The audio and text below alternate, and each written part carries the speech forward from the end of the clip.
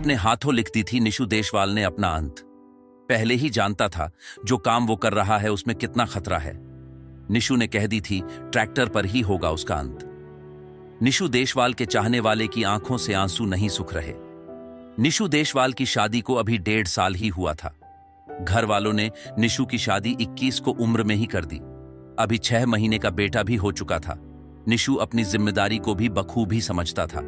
निशु देशवाल ने अपने एक ब्लॉग में कहा भी था कि अब उसे ट्रैक्टर से स्टंट करते वक्त डर लगने लगा है। निशु ने कहा कि पहले वो स्टंट में अपना 200% देता था, लेकिन अब 100 भी नहीं दे पाता। निशु का कहना था कि अब उस पर एक परिवार की जिम्मेदारी है। निशु देशवाल ने यह भी कहा कि उसे ट्रैक्टर से बहुत प्यार है। अगर कभी उसकी मौत आए तो ट्रैक्टर पर ही आए, तो उसे वो मौत भी हंसते हंसते कबूल होगी।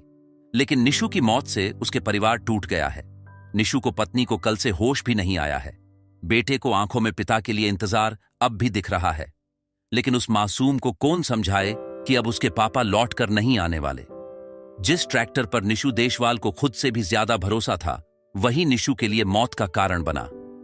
घर बड़े भाई से कहकर निकला था कि आज कुछ बड़ा धमाल करने वाला हूं, लेकिन किसी को शंका नहीं थी कि आज निशु का आखिरी दिन है। निशु परिवार में सबसे छोटा था। उसे ट्रैक्टर पर स्टंट करने का बचपन से ही शौक था और उसके पापा ने उसे शौक पूरा करने के लिए स्पीकैल ट्रैक्टर लाकर दिया था, जिसे निशु ने अपने हिसाब से मॉडिफाइड करवाया। और उसी ट्रैक्टर को वजह से निशु के यूट्यूब पर 13 लाख सब्सक्राइब थे, जिन्हें निशु अपना परिवार मानता था। लेकिन यही स्टंटबाजी के चक्कर में लोग इस हद तक गुजर जाते हैं कि कभी कभी वो उनके लिए भारी पड़ जाता है, और यही निशु के साथ हुआ। सोमवार सुबह भी वह स्टंट के लिए गांव के खुले खेतों में यमुना किनारे आया था। यहां उसने ट्रैक्टर से कई स्टंट किए, यहां तक कि वो कई वीडियो बना चुका था।